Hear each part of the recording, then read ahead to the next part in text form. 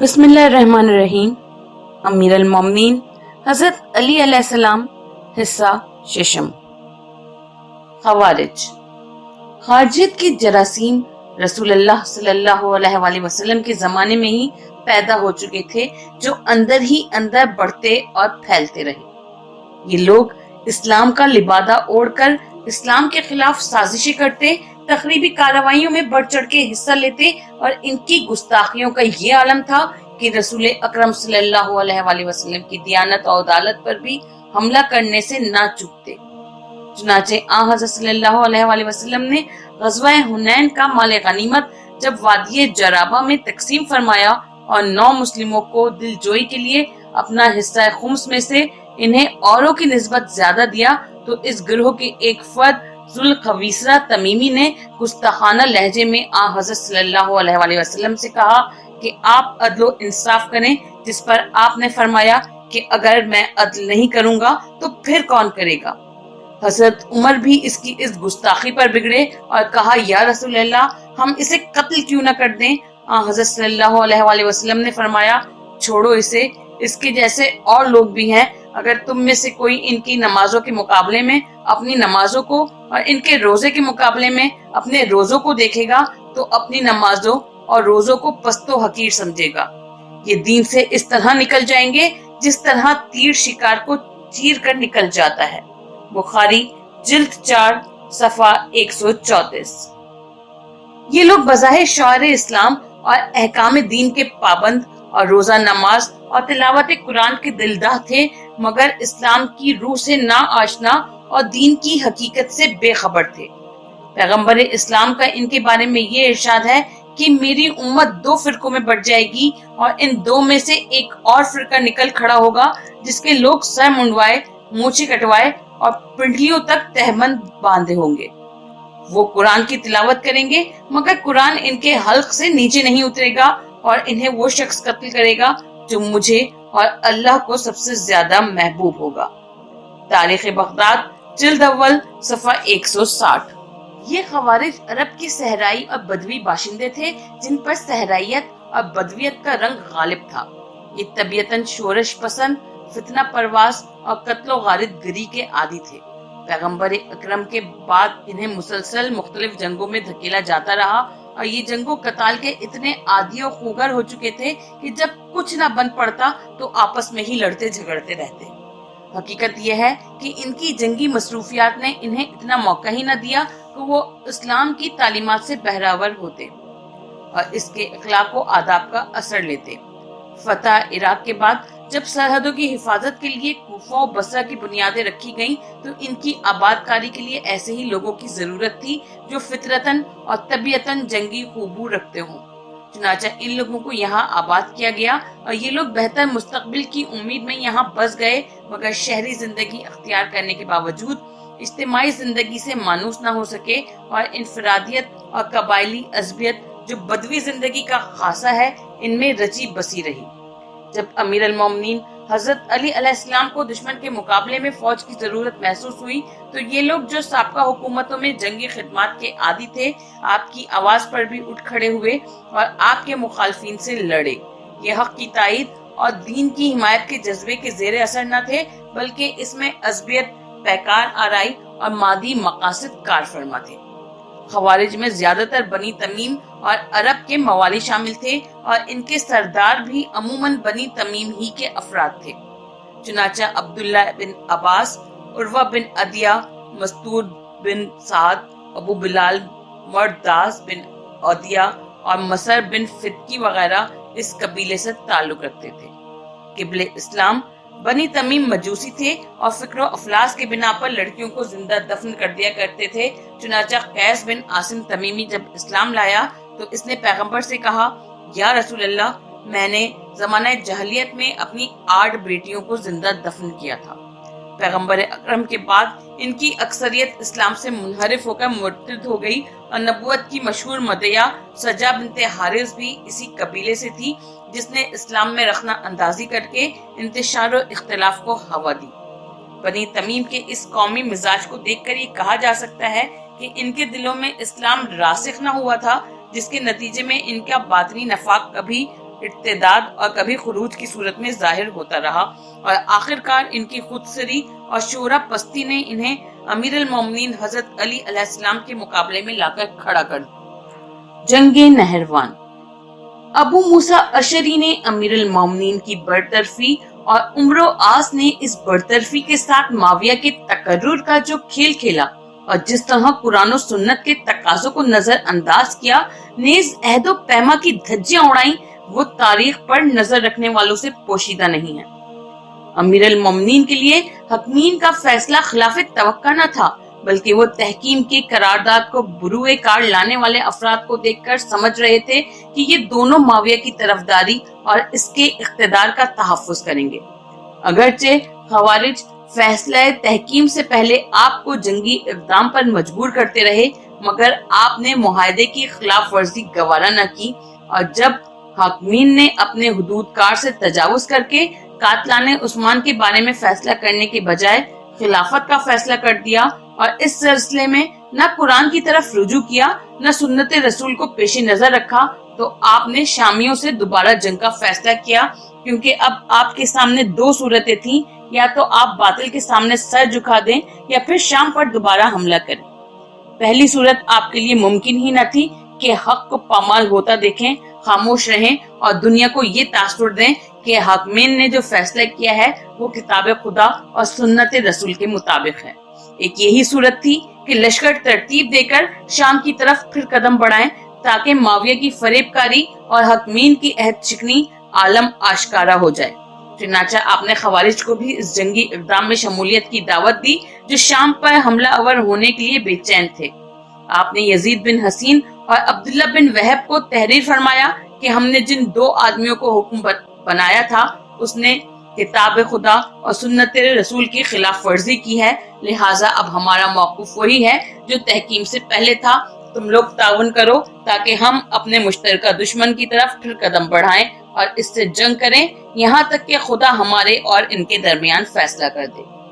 یزید و عبداللہ نے جواب میں لکھا کہ آپ نے تحکیم کو مان کر کفر کا ارتکاب کیا ہے، لہٰذا آپ اگر توبہ کر لیں تو ہم آپ کا ساتھ دیں گے، ورنہ آپ سے جنگ کریں گے۔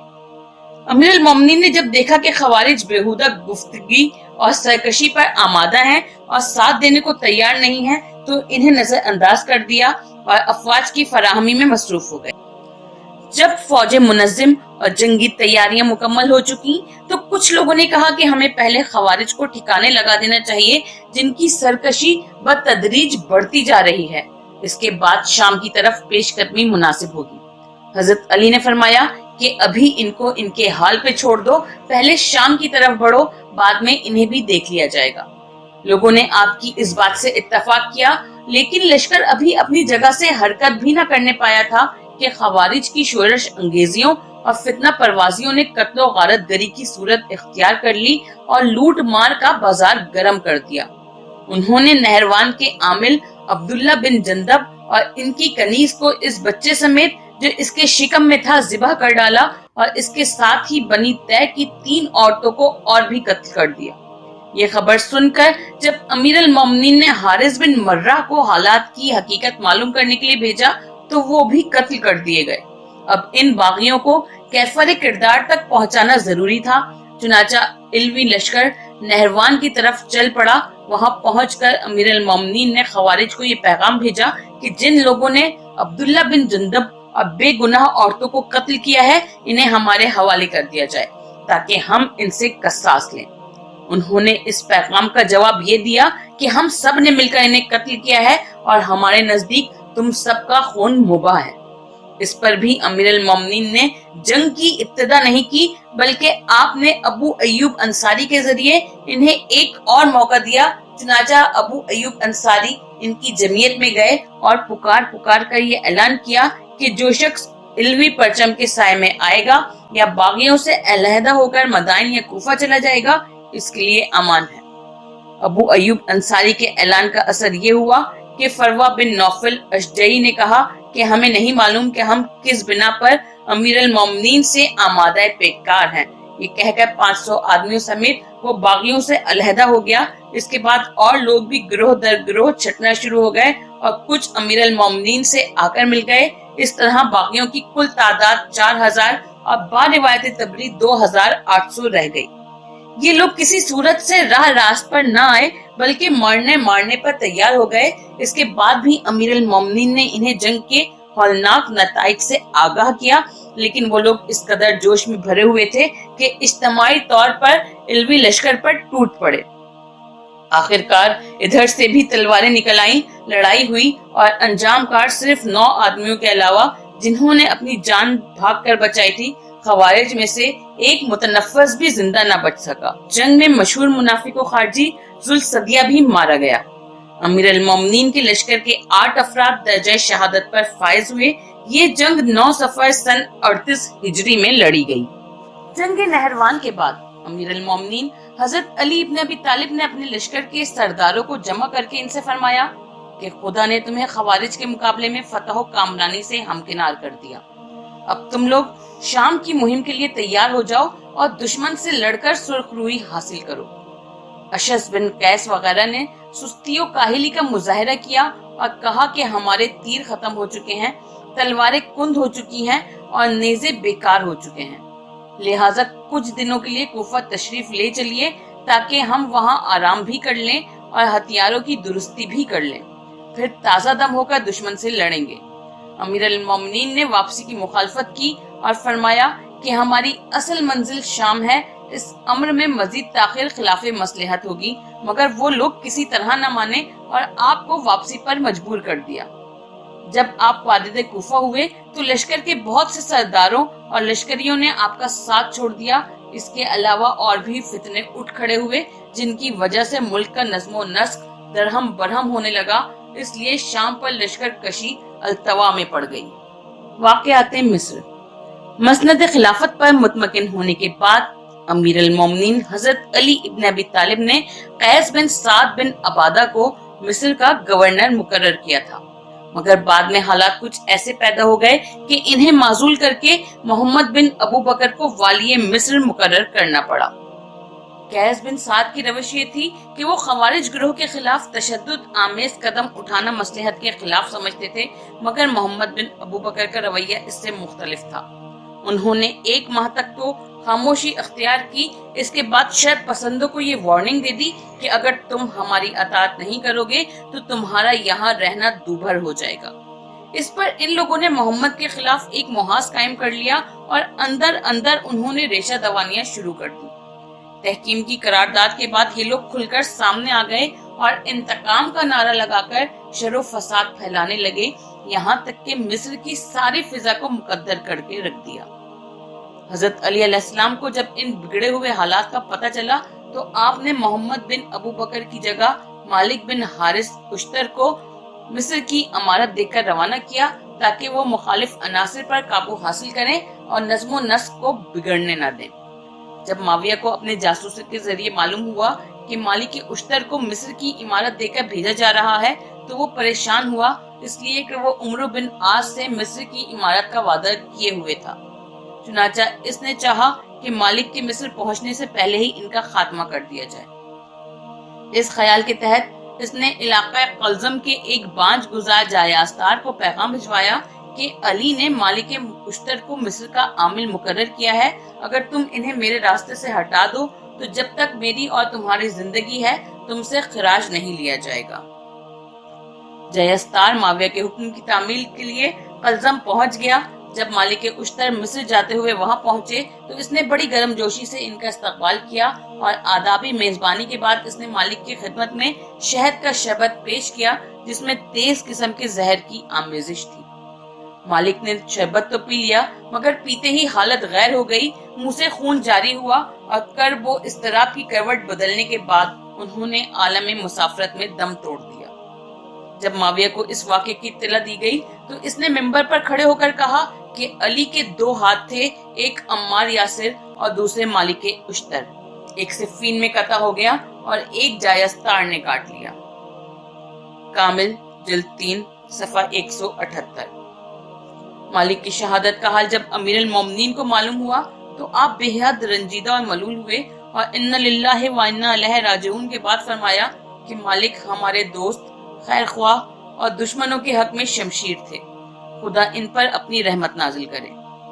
مالک اشتر کا رشتہ حیات قطع کرنے کے بعد معاویہ نے اپنے مشیروں عمرو بن عاص، بصر بن ارطا، زحاق بن قیس، حبیب بن مسلمہ، عبد الرحمن بن خالد، ابو اور سلمہ اور شرجیل بن سمت کندی کو طلب کیا اور ان سے صلح مشورہ کے بعد اس نے 6000 کا ایک لشکر عمرو عاص کی سرکردگی میں مصر پر دھاوا بولنے کے لیے روانہ کر دیا۔ محمد بن ابو بکر نے جب دشمن کی اس یلغار کو دیکھا تو امیر المومنین کو کمک کے لیے لکھا۔